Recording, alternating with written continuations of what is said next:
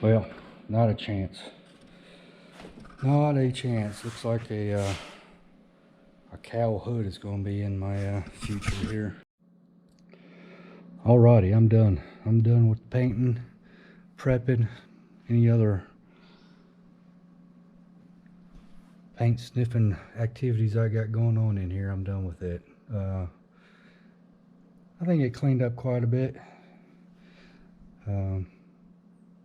Yeah, I ain't got much else to say. Next task I got going now is I'm going to end up, I got the motor mounts, so I'll mount the, or install the motor mounts here. Watching videos, that appears to be a pain. We'll see. So maybe next video will be me putting the motor mounts on the cross member, as well as putting it on the motor itself. Go along with that is probably going, I got to do something with this hood. It's just me here. I'll have to get my engine hoist lined up. Get the engine hoist lined up and try to help me get this hood off, and I'll just slide it back onto the roof.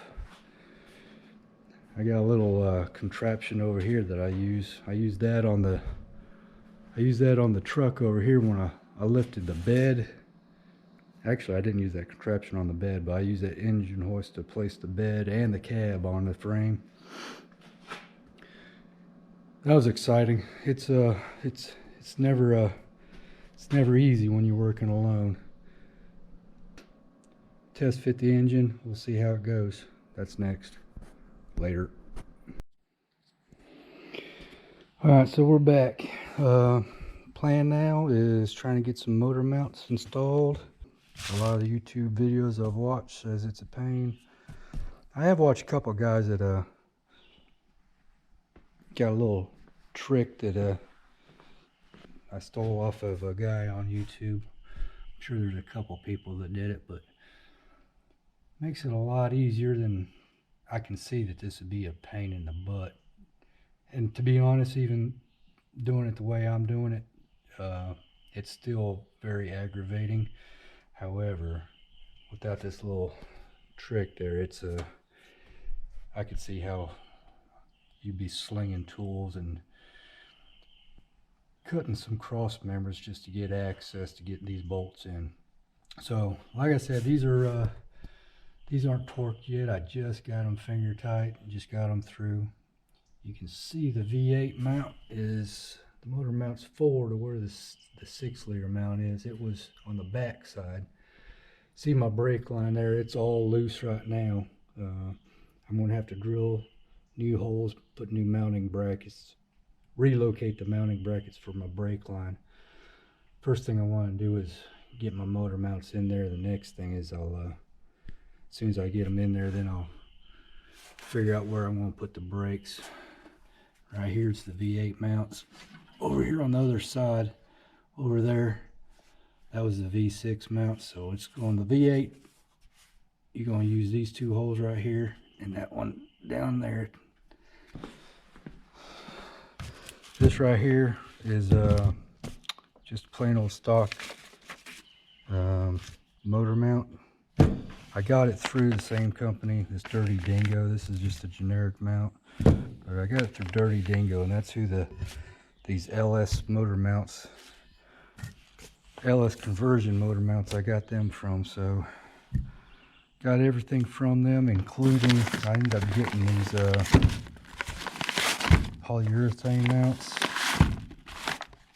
To be honest, if I'd known that these clamshells came with the rubber mounts, I probably wouldn't have bothered buying the polyurethane, but I got them. I might as well install them. Comes with instructions here, and there's the instructions. It does have you do some drilling right here.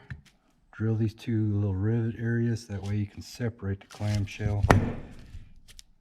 Get the rubber out, install the new rubber. If I remember, that's all that's in here, it's just the rubber, polyurethane. Alright, I'm going to tear this, drill this one out, put the new polyurethane in it, and we'll get it going. Alright, so I'm back in the hole here, trying to show you what I'm going to do. got the new motor mount put together with the polyurethane, and that's more or less where it's going to sit. You can see the holes line up right there. Here, hold on a second. Alright, so I would just put a couple dummy bolts in there. I mean, there's no bolt nuts on the back side. I just put it in there to hold the thing in place for me. And you can, I don't know if you can see it or not, but down there, you just barely make out the other bolt hole. But this thing's got enough wiggle room that it can, it'll move over. So, but anyways, you'll have the fourth hole right here. We'll just be hanging the breed. You're only going to end up using 3 bolts to hold these mounts in. But anyways, the quick and dirty little trick that I found on the internet was nothing more than just using some and I don't know if you'll be able to see this or not, but just fishing line. Typically, when I pull these out, it's just like this. Bolts go down, nuts on the back side, so you got to put a wrench on there or a socket on the back side, grab the nut as you unthread it. What I'm going to end up doing is I'll just use a piece of this fishing line, tie it onto the bolt, put it on, try to tie it onto the last couple threads there, and first thing I'll do is I'll thread the fishing line into the hole and down at the bottom, and then I'll tie it on here. I'll just pull the line up until it pulls the bolt up into the hole. The holes are a pretty good fit for these bolts. So one problem I've been having on this other side, on the passenger side, was even the knot in this fishing line didn't quite make it an easy pop through. You still have to get on the bottom side and push from the bottom side to get this push on the head of the bolt to get it pushed through both the cross member and your motor mount. As soon as you get it up there, you can hold it, push it over, push this over, put some tension on that bolt. Then you're going to be able to easily drop another washer and finger tight that the nut without it falling through. I'm going to try to put a time lapse on this, and we'll see if you can see if it turns out.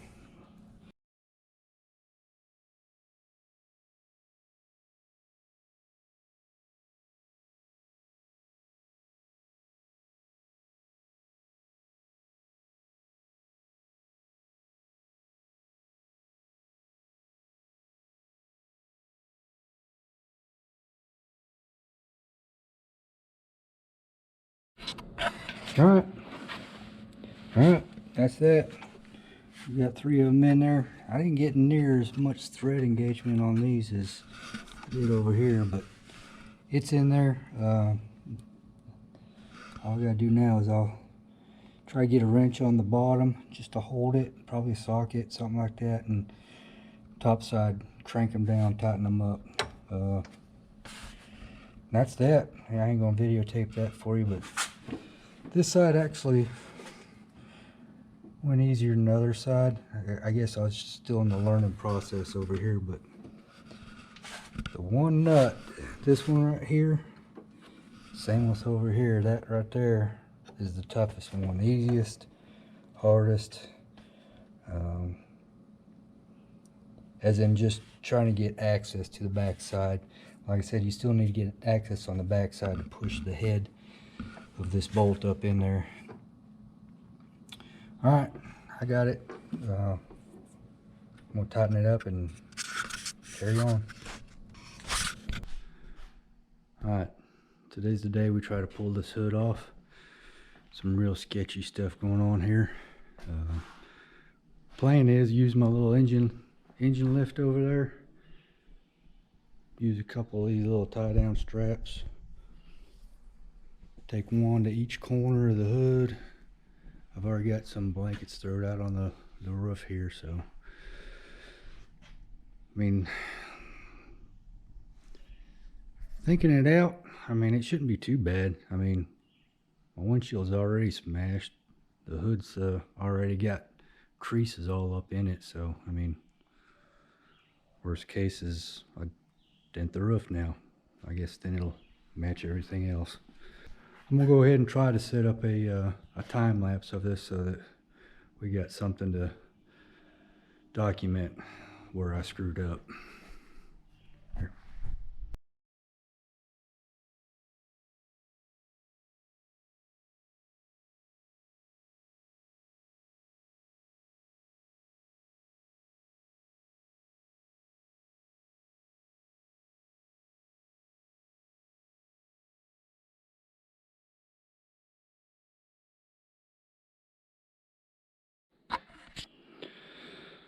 Well, it's off. Actually went a lot easier than I was expecting. Expect the worst and pray for the best. Anyways, it came off easier. I had one little spot where I had to readjust the front of my straps as soon as I started loosening up the 2 hinge bolts. That's another thing that just blows me away. There's only 2 of these little son of a guns on each side that hold that hood on. That hood, I'm going to guess that thing, I mean, all steel. I'm guessing 50 pounds. It's stout, I'm telling you. But anyways, came off. A lot more easier access now. I was really dreading that. So next thing, I've already got the, like I said, last little clip I had was the motor mounts are installed. So now I can, let's see about prepping the motor, see if we can get that motor test fitted. All right, so I got it set in there. Got the motor mounts in there. Sitting on these dirty dingoes. Right now, a better picture, I'll be able to see a little bit better. Right now it's all the way, you can see it's always slid all the way forward. It's got adjustments. Them slides look like they'll slide all the way back to here, which means I could bring, I guess that means, yeah, I could slide the motor back that much. So yeah, these mounts stay stationary, and this motor slides on the back side of this mount. So yeah, it looks like I can go back basically that much. I came out here with a tape measure. Looks like about another 3 inches I could go back.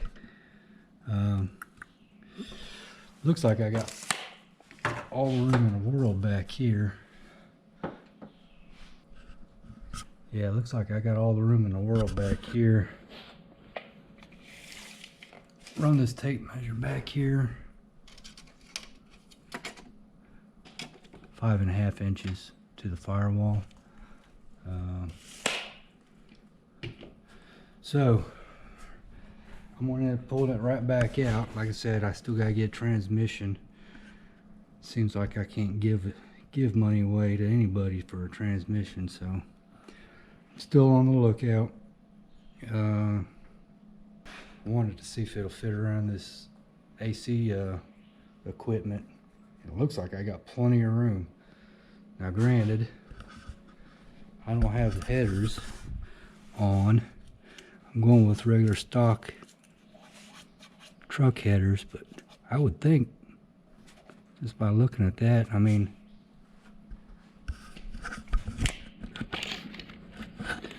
I don't know. I might dig them headers out. They're right over here on the table. If I slide this back, looks like the head might hit this little ductwork back here. I don't know. I might just go ahead and, obviously I ain't gonna cut or remove anything until I get the transmission mount, cross member and everything, actually get it mounted up in here. But looks like I might go ahead and just leave the AC in here, and I might get away with being able to keep the AC, at least until I decide to do something crazy with this thing, which I think I've mentioned before. I'm wanting to put a turbo on this thing eventually. First thing, I want to try to get it driving. I need to hurry up and get off my butt and get it done. I think I'll go ahead and put the intake on, or at least just set it up in there, and I want to measure from fender lip to fender lip, see how high it is, see how high it is compared to top of the hood right here. Do like a straight edge right here. We'll see. Let me get the intake. Well, not a chance. Not a chance. Looks like a cowl hood is going to be in my future here. Yeah. Oh well. Just to give you a reference. Top of fender. That's what I'm looking at.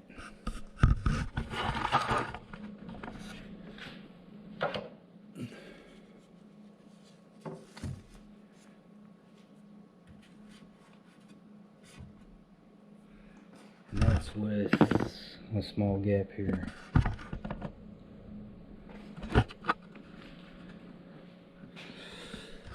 Well, oh well. If you get a different cross member down there, I guess they make some that's a little bit lower riding. This truck manifold might fit, but right now it doesn't. When I say it doesn't fit, it's not going to fit under the hood. So either A, I'm going to get a cowl induction, or so the way it looks right now is I'm going to go ahead and have to get a new hood, or just drive around without a hood. Probably going to be option B for a while. I haven't even priced how much hoods are.